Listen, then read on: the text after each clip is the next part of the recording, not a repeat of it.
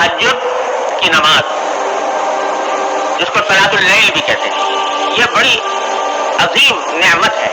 कहने को तो ये फर्ज या वाजिब नहीं है, अल्लाह ताला ने अपने बंदों पर रहमत और शफकत करते हुए इसको फर्ज करार नहीं दिया कि हर आदमी के जिम्मे लाजिम हो कि वो जरूर तहज्जुद पढ़े और जरूर रात की नमाज पढ़े। अगर ऐसा कर देते तो हम जैसे कमजोर लोग पता नहीं कहाँ जाते। अल्लाह ताला ने फर्ज लाजिम तो नहीं किया, लेकिन सुन्नत बनाया इसको, और सुन्नत भी ऐसी है कि इसके जरिए जो बातिन के मदारिज तय होते हैं और उसके जरिए जो इंसान की रूहानी तरक्की होती है वो किसी और अमल में शायद नहीं। अल्लाह ताला ने रात की तारीकी में नमाज पढ़ने और अल्लाह ताला के साथ राब्ता जोड़ने में जो तासीर रखी है अजीब व गरीब है, और कोई दूसरा अमल उसकी हमसरी नहीं करता। इन्ना नाशियतल लैल वक़अन व अक़वा मुक़ीला। रात का वक्त होता है, दिन के वक्त में इंसान अपने दुनिया के काम धंधों में लगा हुआ है, दिल कहीं है, दिमाग कहीं है, ख्यालात मुंतशिर है, और कभी कोई बीच में हायल हो गया, कभी कोई बीच में हायल हो गया, ये सिलसिला चलता रहता है। लेकिन रात में, रात की तारीकी में जब अल्लाह जल्ल जलालुहु से राब्ता जोड़ा जाता है तो अल्लाह तबारक व तआला उस वक्त खुसूसी फज़्ल व इनाम फरमाते हैं। एक हदीस में है कि रसूल करीम सल्लल्लाहु अलैहि वसल्लम ने इरशाद फरमाया कि जब रात का एक तिहाई हिस्सा गुजर जाता है तो अल्लाह जल्ल जलालुहु आसमान दुनिया पर नुज़ूल फरमाते हैं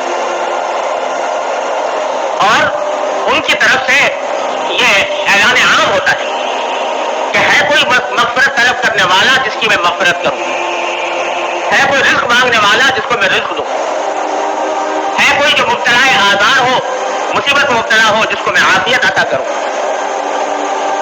अल्लाह जल्ल जलालुहु की तरफ से ये ऐलान हो रहा होता है पहले एक तिहाई रात गुजरने के बाद मुसलसल ये ऐलान अल्लाह ताला की तरफ से जारी रहता है सुबह तक।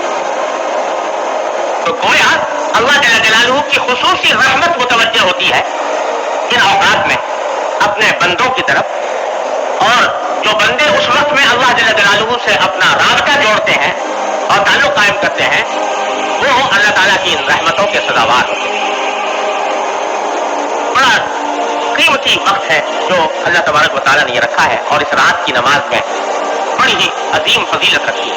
और आप सहाबे किराम को क्योंकि नमाज फर्ज नहीं थी तकलीफ देते थे। कुरान हदीस में आता है कि हजरत अब्दुल्लाह इब्न उमर रज़ी अल्लाह तआला अन्हु जो हजरत फारूक आज़म के साहबजादे हैं, ये अपना वाक़या बयान करते हैं कि मैं देखता था कि बहुत से लोग रसूल करीम सल्लल्लाहु अलैहि वसल्लम की खिदमत में आकर अपने ख्वाब बयान किया करते थे। फजर के बाद जब हुजूर तशरीफ फरमा होते मस्जिद में तो लोग आकर बयान करते कि या रसूलल्लाह मैंने आज रात में ये ख्वाब देखा, आज रात में ये ख्वाब देखा। और बाद औक़ात रसूल करीम सल्लल्लाहु अलैहि वसल्लम उन ख्वाबों की ताबीर भी बयान फरमाते थे, इस ख्वाब की ये ताबीर है, ख्वाब की ताबीर है। तो हज़रत अब्दुल्लाह इब्न उमर रज़ी अल्लाह अन्हु फरमाते हैं कि मेरे दिल में भी आरज़ू पैदा हुई कि मैं भी कोई ख्वाब देखूं और हुजूर अक़दस सल्लल्लाहु अलैहि वसल्लम से उसकी ताबीर मालूम करूं। लेकिन मेरी नींद ऐसी थी कि मुझको ख्वाब नहीं आते थे नींद में, लेकिन तमन्ना ये होती थी कि जैसे और लोग ख्वाब बयान कर रहे हैं तो मैं भी बयान करूं और मेरी ताबीर हुजूर अलैहिस्सलाम अता फरमाएं। तो फरमाते इसी तमन्ना में एक रात में सोया तो मैंने ख्वाब देखा, और उस ख्वाब की तफसील उन्होंने रिवायत में बयान की कि ये देखा। खुलासा उस ख्वाब का यह है कि दो फरिश्ते जैसे आए और मुझे ले गए, और एक रस्सी थी वो आसमान की तरफ जा रही थी, और उन्होंने मुझसे कहा फरिश्तों ने कि तुम इस रस्सी को पकड़ते ऊपर चढ़ जाओ। ये ख्वाब मैंने देखा तो मुझे बड़ी खुशी हुई कि आज मुझे मौका हुआ है तो मैं रसूल करीम सल्लल्लाहु अलैहि वसल्लम से ख्वाब बयान करूं और उसकी ताबीर लूं। लेकिन बराह रास्त नबी करीम सल्लल्लाहु अलैहि वसल्लम की खिदमत में हाजिर होकर ख्वाब बयान करते हुए मुझे कुछ झिझक सी हुई तो खुद बयान करूं। उम्मुल मोमिनीन हफ्सा रज़ी अल्लाह तआला अन्हा, तो मैंने उनसे जिक्र किया कि मैंने आज रात ये ख्वाब देखा है और तुम्हें अगर किसी वक्त मौका मिले तो हुजूर अक़दस सल्लल्लाहु अलैहि वसल्लम को ये ख्वाब बयान करके आपसे ताबीर मालूम कर। तो कहते हैं हफ्सा ने नबी करीम सल्लल्लाहु अलैहि वसल्लम से मेरा ख्वाब बयान किया। बाद में मैंने उनसे पूछा कि क्या जवाब दिया रसूल करीम सल्लल्लाहु अलैहि वसल्लम। حفصہ نے کہا کہ میں نے رسول کریم صلی اللہ علیہ وسلم سے آپ کا خواب بیان کیا تھا، تو اس خواب کو سن کر رسول کریم صلی اللہ علیہ وسلم نے فرمایا کہ نعم الرجل عبداللہ ابن عمر. دو جملے فرمائے. ایک جملہ یہ کہ عبداللہ ابن عمر بڑا اچھا آدمی ہے، عبداللہ ابن عمر بڑا اچھا آدمی ہے. اور دوسرا جملہ فرمایا لو کان یصلی من اللیل، کاش کہ وہ رات کو بھی نماز پڑھا کرے. اچھا آدمی ہے لیکن کاش کہ وہ رات کو بھی نماز پڑھا کرے. حضرت عبداللہ ابن عمر فرماتے ہیں کہ اس وقت تہجد کی نماز پڑھنے کا عادی نہیں تھا، رات کو پڑھتا نہیں تھا. لیکن جس دن سے میں نے نبی کریم سرور دو عالم صلی اللہ علیہ وسلم کا یہ ارشاد سنا کہ عبداللہ ابن عمر اچھا آدمی ہے، کاش کہ وہ رات کو نماز پڑھا کرے، تو اس دن سے الحمدللہ کبھی تہجد کا فرض اور واجب نہیں، اس واسطے اس طرح کا حکم نہیں دیتے جیسے 5 نمازوں کا، لیکن ترتیب دیتے. چنانچہ اس کا نتیجہ یہ تھا کہ صحابہ کرام رضی اللہ تعالیٰ عنہ کی اکثریت رات کی نماز کی عادی تھی. اور قرآن کریم نے رات کی نماز پڑھنے والوں کی بڑی تعریف فرمائی. کانوا قلیلا من اللیل ما یہجعون وبالاسحار هم یستغفرون. سورہ مزمل پوری کسی رات کی نماز کے لیے نازل ہوئی ہے. تو یہ ہے بڑی عظیم نعمت.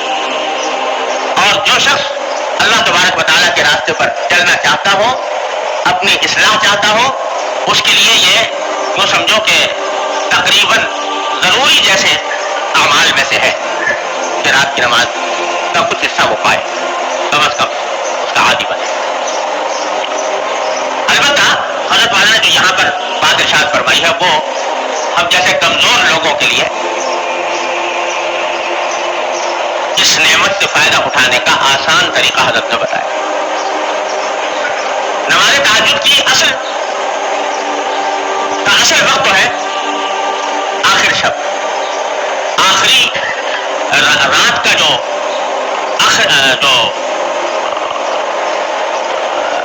آخری حصہ ہے وہ افضل وقت ہے تہجد کا. بلکہ فقہاء کرام نے یہ فرمایا ہے کہ اگر رات کو 3 حصوں میں تقسیم کیا جائے تو دوسرا تہائی حصہ یہ افضل ترین وقت ہے کہ آدمی اس وقت میں تہجد پڑھے، پھر چاہے بعد میں سو جائے اور پھر فجر کے لیے اٹھے. اور اگر رات کو 2 حصوں میں تقسیم کیا جائے تو آخری حصہ جو ہے وہ زیادہ افضل ہے تہجد کے لیے. تو اصل بات یہ ہے کہ آدمی کو چاہیے کہ اس کا اہتمام کرے کہ اللہ تبارک و تعالیٰ توفیق دے تو آخر شب میں بیدار ہو کر تہجد کی نماز ادا کرے. لیکن ایک حدیث ہے جو موجب طبرانی میں مروی ہے، اس میں رسول کریم صلی اللہ علیہ وسلم نے ارشاد فرمایا کہ لا بد من صلاۃ بلیل ولو حبشا، کہ رات کے وقت میں کچھ نماز پڑھنا ضروری ہے. ضروری ہونے کا معنی یہ کہ اللہ تبارک و تعالیٰ کی رحمتوں کو متوجہ کرنے کے لیے اور اپنی اصلاح کی خاطر آدمی کو ضروری ناگزیر ہے کہ وہ رات کے اندر کچھ نماز پڑھے. اور فرمایا ولو حبشا، چاہے وہ اتنی ہی دیر کیوں نہ ہو جتنی دیر میں ایک بکری کا دودھ دویا جاتا ہے. بکری کا دودھ اگر دوئے تو بہت زیادہ وقت نہیں لگتا اور جلدی دوہا جاتا ہے کیونکہ دودھ کم ہوتا ہے بکری کا گائے اور بھینس کے مقابلے میں. تو نہیں جتنی دیر میں بکری کا دودھ دویا جاتا ہے اتنا ہی کیوں نہ ہو، لیکن نماز فرمایا لا بد من صلاۃ بلیل، ضرور ہونی چاہیے اور کسی مومن کو وہ چھوڑ لینا چاہیے. پھر آگے فرمایا، یہ حدیث کا حصہ ہے کہ وما كان بعد صلاۃ العشاء فهو من الليل، نماز عشاء کے بعد جو بھی نماز پڑھی جائے وہ صلاۃ اللیل میں داخل ہے، تہجد کے مفہوم میں داخل ہے. جو عشاء کے بعد جو بھی نماز پڑھی جائے، اس حدیث میں رسول کریم صلی اللہ علیہ وسلم نے ہم جیسے کمزوروں کے لیے یہ آسانی کا راستہ تجویز فرما دیا کہ اگر سونے کے بعد اٹھنا مشکل ہو رہا ہے تو اول شب میں نماز عشاء پڑھنے کے بعد بھی اگر کچھ نماز تہجد کی نیت سے صلاۃ اللیل کی نیت سے پڑھ لی جائے تو انشاءاللہ تہجد اور صلاۃ اللیل کی برکات سے محرومی نہیں ہوگی. اس لیے بزرگ فرماتے ہیں کہ آدمی کو کوشش تو پوری یہ کرنی چاہیے کہ آخر شب میں اٹھ جائے، لیکن اگر اس کی عادت نہیں پڑی یا کوئی عارض درپیش ہے تو نماز عشاء کے بعد اور وتر سے پہلے اور عشاء کے بعد کچھ رکعتیں پڑھنے کا معمول بنا لے بنیت تہجد بنیت صلاۃ اللیل. وہ تو روزانہ پابندی سے پڑھے، ساتھ ہی کوشش کرتے رہے کہ آخر شب میں بھی آنکھ کھل جائے، اور آخر شب میں آنکھ کھل جائے تو پھر اس وقت میں جتنی توفیق ہو اس وقت میں پڑھ لے. اور اگر فرض کرو آنکھ نہ کھلی تو کم از کم عشاء اور وتر کے درمیان جو نماز پڑھی ہے وہ صلاۃ اللیل تہجد کے حکم میں انشاءاللہ لکھی جائے گی، اور تہجد اور صلاۃ اللیل کی برکات سے مکمل محرومی نہیں ہوگی. تو یہ کام تو بھائی ہر مومن کو کرنا ہی چاہیے کہ عشاء اور وتر کے درمیان کچھ رکعتیں پڑھ لے تہجد کی نیت، 4 پڑھ لے، 6 پڑھ لے، 8 پڑھ لے، جتنی توفیق ہو اتنی پڑھ لے. اور پھر کوشش ساتھ میں یہ بھی ہے، لیکن اس کا مطلب یہ نہیں ہے کہ اس پر اکتفا کر کے بیٹھ جائے، بلکہ اپنی یہ کوشش جاری رکھے کہ آخر شب میں بھی میں اٹھوں، اور جب اٹھ جائے تو اس وقت کی نماز بھی ادا کرے. اور جیسے میں نے عرض کیا کہ یوں تو نماز تہجد کے لیے کوئی خاص تعداد اس طرح کی مقرر نہیں ہے کہ بھائی اتنی ہی پڑھنی ہے، ضرور جتنے بھی موقع مل جائے، 2 پڑھ لے، 4 پڑھ لے، 6 پڑھ لے، 8 پڑھ لے، 10 پڑھ لے، 12 پڑھ لے، سب جائز ہے. اور اس میں سے کچھ اول شب میں پڑھ لے، کچھ آخر شب میں پڑھ لے، یہ بھی جائز ہے. اور البتہ وتر کا حکم یہ ہے کہ اگر آخر شب میں اٹھنے کا پکا یقین ہو تب تو وتر آخر شب میں پڑھنے چاہیے، اور اگر پکا یقین نہیں ہے، پتہ نہیں کہ میری آنکھ کھلے گی کہ نہیں کھلے گی، تو پھر وہ وتر اول رات ہی میں پڑھ لینے چاہیے. پھر اگر فرض کرو آنکھ کھل گئی تو دوبارہ وتر دہرانے کی ضرورت نہیں، صرف تہجد کی نماز پڑھ لیں یہ بھی کافی. لیکن اس طرح عادت ڈالنے کی ضرورت ہے. اور یہ جو میں نے عرض کیا کہ آخر شب میں اٹھنے کی کوشش کرے، اس کے لیے حضرت والا نے ایک اور ہمارے حضرت والا حضرت ابوبکر صلی اللہ علیہ وسلم کا عجیب یہ مزاج تھا کہ کمزور سے کمزور اور بے ہمت سے بے ہمت آدمی کے لیے بھی کچھ نہ کوئی نسخہ تجویز فرما دیتے. کہ کوئی یہ نہیں کہ با ہمت بڑا طاقتور اور مضبوط آدمی ہو تو وہی عمل کر سکتا ہے، نہیں، جو کمزور ہیں، بے ہمت ہیں، ان کے واسطے بھی کوئی نہ کوئی آسان نسخہ ایسا تجویز فرما دیتے تھے کہ عمل کر لے تو انشاءاللہ اس کا کچھ نہ کچھ نفع ان کو ہو جائے. تو حضرت نے فرمایا جن لوگوں کی کو آخر شب میں اٹھنے کی عادت نہیں ہے تو وہ ایک کام کر لیں. فرما دیتے کہ اکثر ایسا ہوتا ہے کہ رات کو سوتے سوتے کسی نہ کسی وقت آدمی کی آنکھ کھل جاتی ہے، کبھی قضاء حاجت کے لیے پیشاب وغیرہ کی ضرورت پیش آ گئی، کبھی ویسے ہی آنکھ کھل گئی تھوڑی دیر کے لیے. فرما دیتے کہ اس جب کہ آنکھ کھل گئی تو اس وقت تھوڑی دیر کے لیے بستر پر بیٹھ جاؤ. یا تو میں نہیں کہنا کہ جاؤ جا کے وضو کرو اور نماز پڑھو، لیکن ابتدا میں جب آنکھ کھلی تو تھوڑی دیر کے لیے بستر پر بیٹھ جاؤ اور بیٹھ کر کے سوچو کہ یہ وہ وقت ہے جس کے بارے میں حدیث میں آیا ہے کہ اللہ تعالیٰ کی طرف سے پیغام آ رہا ہے، اعلان عام ہو رہا ہے کہ ہے کوئی مغفرت مانگنے والا جس کی میں مغفرت کروں. تو یہ تصور کر کے تھوڑی دیر کے لیے دعا کر لو بیٹھ کے. ایک تو اپنی مغفرت کی دعا کر لو، اور دوسرے اس بات کی دعا کر لو کہ یا اللہ